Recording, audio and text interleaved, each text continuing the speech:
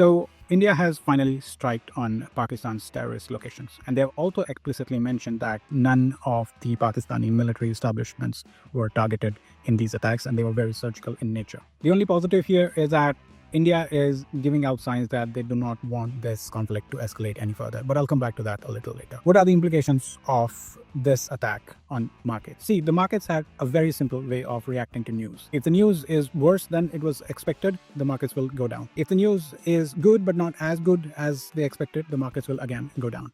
If the news is worse but not as worse as it was expected, then the markets will go up. If the news is much better than the good news expected, the markets will go up. So there are 4 scenarios here, and in 2 of the scenarios, the markets will go down. 2 of the scenarios, the markets will go up. What about this particular scenario? See, the only surprising factor regarding this attack is that there is no surprise. It was widely anticipated that India will retaliate. However, the timing was quite uncertain. If you were to ask me, my personal views, India did it a little too early. What next? See, a lot depends upon how Pakistan would retaliate here. Again, the same outcomes. If the retaliation is of the intensity lower than markets are anticipating, then the markets will take that as a positive outcome. But if the retaliation is of a level not expected by anyone, then again, there is a risk that India will retaliate, and therefore the markets can also get caught in this spiral and can continue going down. Historically, they say you should buy the markets when the first bullet is fired, but it's not as simple as that.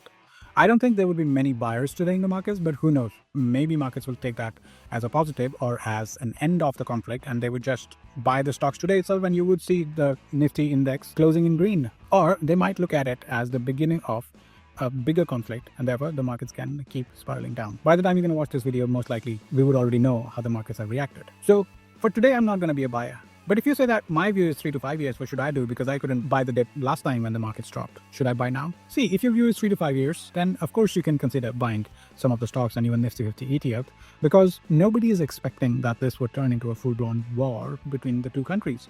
However, even before you start thinking about investing or say where the markets would be and all that, I would say think hard about your own well-being, about making sure that you are fully prepared if things do escalate to a level nobody anticipated, right? So maybe stocking some food items, some tin food, some extra water bottles at home. It's not a bad idea, especially if you live closer to, say, defense establishments or the border areas. And once you are well assured that you would be protected no matter what, then of course consider buying the dips, but do those slowly. Know that if this gets escalated from here, the battle can go on for a few weeks or months. I'm hoping that the sanity would prevail much earlier than anyone expected.